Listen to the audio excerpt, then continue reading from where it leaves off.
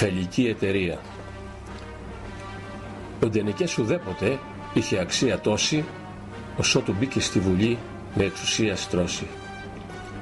Γανώθηκε και έλαμψε και θάμπωσε εκείνους που θεωρούν τους δύσπιστους και νουνεχείς κρετίνους. Πού τάχα να το ήξερε ο Δόλιος Μακρυγιάννης πως ουτοπίες έσπερνε στα σύνορα της πλάνης, και τότε επί Όθωνος και επί Αγγέλας τώρα ο Έλληνας υπόδουλος στον Δαναών τη χώρα. Εκείνοι που εκλέγονταν για να τον κυβερνήσουν, σαν εφιάλτες δούλεψαν ραγιά να τον κρατήσουν. Μιλάω για τους πρόκριτους της Γρεκολαμογίας που έδωσαν στο βόλεμα το νόημα θρησκείας. Ψεύτικοι όσο και χρειά που έχουν στα μαλλιά τους όσοι θαρούν πως ξεγελούν τη φυσική φθορά τους. Φελοί και αναντιμότατοι ποικίλονται στη χρώση, σε εταιρεία φελική συμπράττουν εν τη βρώση. Πνευματικοί απόγονοι του μήνιστρου Κολέτη, που και από αυτόν χειρότεροι θαρώ πως είναι έτη. Τι ψήφιζε ο Έλληνας και ακόμα τι ψηφίζει? Όποιον του λέει ψέματα και αφιώνει τον ποτίζει. Ό,τι κουνιέται ή μιλά σε μια μικρή οθόνη ή έχει όνομα γνωστό, αυτό τον ξεσηκώνει. Το κάθε βουτυρόπεδο και κάθε σακαράκα που είχε μαγιά προγονική και γκλαμουριάς μυαλάκα. Επίσης τους βλαστήσαντες σε κόμματος σωλήνες που κάποιοι σαν του λόγου μου αποκαλούν κυφίνες. Χέρια στις τσέπες δηλαδή, πορείες και παρόλα και σιλικόνες ιδεών που τα μπαλώνουν όλα. Πολιτικό του σήμερα για ίνδαλμα ποιος έχει? Όποιος το νου το σκύβαλα και αράχνες περιέχει. Αυτή η απαξίωση προήλθε από μέσα τους ίδιους τους πολιτικούς που ξέχασαν την πέσα. Ο πολυπόθητος καημός, μια έδρα και μια θέση που αηφόρος ο ταγός των πισινών αθέσει. Μια έδρα που την κουβαλά σαν κάφκολο χελώνας και αλλάζει τα πιστεύω του σαν να ήταν χιτώνας. Βρείτε μου ένα βουλευτή που βγήκε από το μαντρί του και άφησε εις έντερον την άφθονη ταγή του. Κανένας φεύ, γιατί αλλοί ηγάπησαν τη δόξα, όμως μαζί με το πουγγί, αλλιώς θα ήταν λόξα. Όλη η γκάμα ιδεών ενέχεται στην τάση, για δείτε η συνένεση ως που μπορεί να φτάσει. Δεν έχουν τέρι δηλαδή σε τούτο τον κοσμάκι, φιλί ανάδελφος κι αυτοί σε όρους Σαρτζετάκη. Τι μου θυμίζει και αυτός ο ήρωας του Ζήτα, ξεκίνησε σαν ίνδαλμα και χάθηκε στα βλήτα. Θυμάμαι τι επένδυσε σε εκείνον ο Ανδρέας και εμείς τι επενδύσαμε στο σκιάχτρο μιας ιδέας. Σκεφτείτε τον Πολύδωρα με τους βερμπαλισμούς του που έμπλεκε τα μπούτια του με τους συλλογισμούς του. Μια μέρα πρόεδρος Βουλής ορίστε ο Ηλίος και τρούπωσε την κόρη του κοντρόμπετσα τελείως. Το κράτος είναι σπίτι τους, κοτέτσι και αποθήκη, προγονικό χωράφι τους που σ' άλλους δεν ανήκει. Τα έσχον και τα έσχη τους, χοντρά και κραυγαλαία, τα πόθεν τους χρειάζονται Θεό εισαγγελέα. Από το Homo sapiens φτάσαν στο Homo sapiens. Θαυμάζω τους καλόκαρδους που εξαιρούν και κάποιους. Για πες μου, πώς πλουτίσανε τα σόγια των μεγάλων? Πουλούσαν τάγατες τα θά ή είχαν τρόπον άλλον? Πότε και πού δουλέψανε οι πάπα και οι νλίδες για να μπορούν οι φάρες τους να ζουν σαν παραλίδες? Ως φοιτητές ενδέχεται να δούλεψαν μια ψύχα και κάνουν σαν από κολχόζ να βγήκαν παρατρίχα. 30 επαγγέλματα και δει ως μετανάστης μας έλεγε πως έκανε τη συμφοράς ο πλάστης.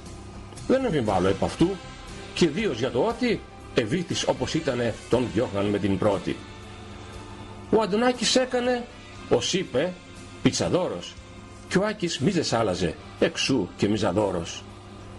Ο Κώστας ίσως δούλεψε βοηθός στον παραεκτάρι, απόδειξη πως έκτοτε παρέμεινε θρεφτάρι. Καταλαβαίνω τώρα πια γιατί του Καζαντζίδη τα αχ και βαχ ενέπνεαν τον κάθε ευπατρίδη. Εάν δεν έστρωνε καλά το μέλι στο ψωμί τους, για κακουχία πέρναγε στη μαλθακή ζωή τους. Τα χρόνια που σπουδάζανε ή ζούσαν στο Παρίσι, για αγώνες την αντίσταση τα έχουνε μετρήσει. Όταν επήλθε ο καιρός, ένας εσμός ηρώων σαν λυτρωτής κατέβηκε με σκοτεινό μητρώων. Μαζί τα κομματόσκυλα και ένα σωρό τσουτσέκια και ασφαλώς των συναφιών τα αργόσκολα λελέκια. Έκαναν μόδα τη δουλειά, ο πανιστός αέρας και ο πλουτισμός ο δόλιος με το ονομάστη γέρας. Αποδημούσαν τα λεφτά και πέταγαν σαν σμήνι και η χώρα ψωροκόστενα επέπρωτο να μείνει. Πόσα λεφτά φαγώθηκαν για την Ολυμπιάδα και για καλοτραβήγματα που φύτρωναν αράδα. Τον πλούτο που φαγώθηκε επί 30 χρόνια δεν θα τον δουν των τέκνων μας μηδέ τα τρισεγγόνια. Τέτοια παράσιτα ολκής δεν γέννησε η πλάση κι ούτε εποχή ούτε λαός ουψέποτε θα φτάσει. Από μικρά μαθαίνουνε το κράτος να βυζένουν, χωρίς θηλή δημόσια κλατάρουν και πεθαίνουν.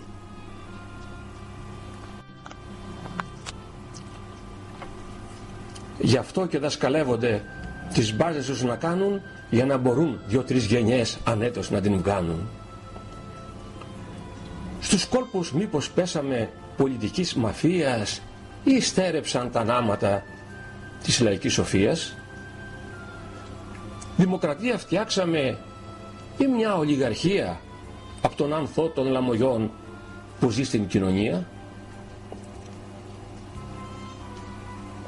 όπου οι μετριότητες με θεσμισμένους τρόπους μπορούν να επιβάλλονται χωρίς μεγάλους κόπους? Θυμάστε πόσοι έφεραν το παρατσούκλι τσάρος και που σαν φεύγαν αύξαναν τις ράκες μας το βάρος? Βαρέως δημοκρατικοί και ιδεολόγοι ρέκτες. Τα ρετυρέ των υπουργών ήταν μιζών συλλέκτες. Για θυμηθείτε την αυλή του βομβιστή Σιμίτη, όπου η κόπρος η πολύ σου έπιανε τη μύτη.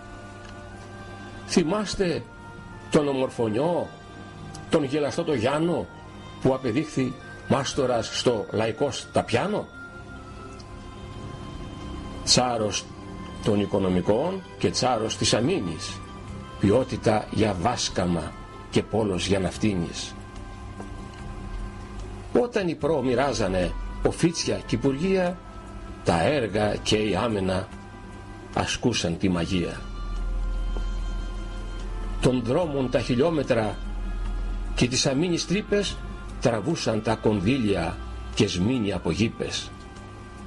Με όσα ακουμπήσαμε στο οδικό παγκάρι θα αρκούσαν να χαράξουμε κι οδό για το φεγγάρι. Δίπλα στα τζάκια τα παλιά βγήκαν καινούρια τζάκια που είχαν τη φτωχολογιά σαν άσμα στα μεράκια.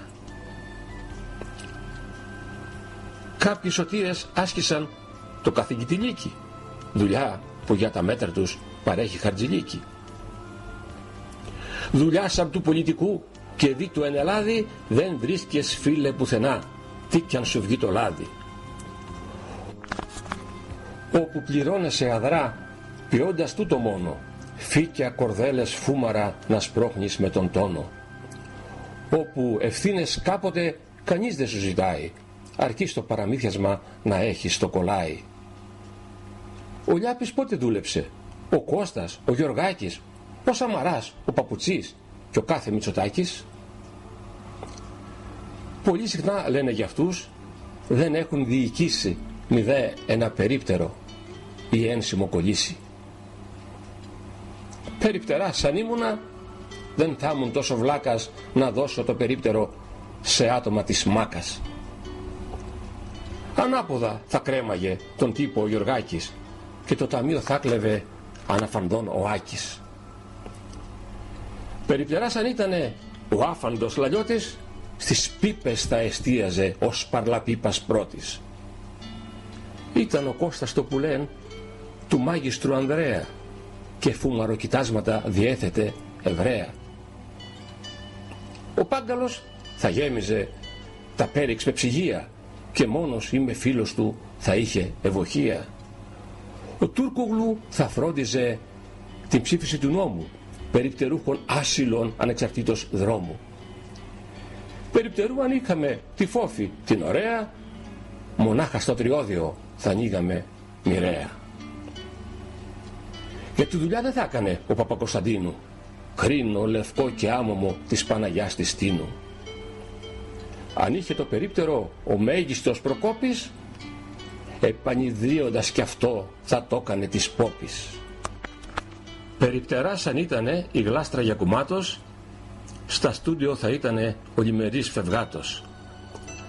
Ο Άδωνης θα πουλάγε αρχαία γραμματεία και DVD ρητορικής, Εφράδια ναυτία. Βεβαίως θα πλασάριζε και της Κλειού στην Μπρίκα, ποίηματά του δηλαδή, που χείρονα δεν μπρίκα. Ο Αβραμόπουλος, ο σαν περιπτεράς του γένους, σολιάδες με τη φάτσα του θα πουλάγε σε ξένους. Ο Βύρον, εάν ήτανε περιπτεράς μια μέρα, στην κόρη του περίπτερο θα άνοιγε πιο πέρα. Σκεφτείτε για περιπτερού τον ρήτορα Ταμίλο, πελάτη δεν θα πιάναμε μη δε πλάνητα σκύλο. Περιπτερού αν ήτανε η Δάμανο Μαρία, θα πουλάγε το κιόσκι της στην πρώτη ευκαιρία. Ο Βουτυρόπες αρχηγός, ονόματι Καμένος, πιπίλες και λαϊκισμό θα πουλάγε ασμένος. Ο Λαφαζάνης θα έφερνε καπνό απ' την Αβάνα και θα έχει για σκατζάρισμα 2 μαύρους απ' την Κάνα. Ο Άλεξ στην καριέρα του ως σαν περιπτερούχος ή θα έκανε κατάληψη ή θα ήταν αδιούχος.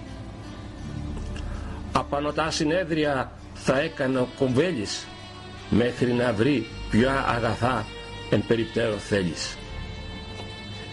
Το Κουκουέ θα πουλάγε μονάχα ριζοσπάστη και σ' όποιον ζήταγε αυγή θα απαντούσαν βράστη.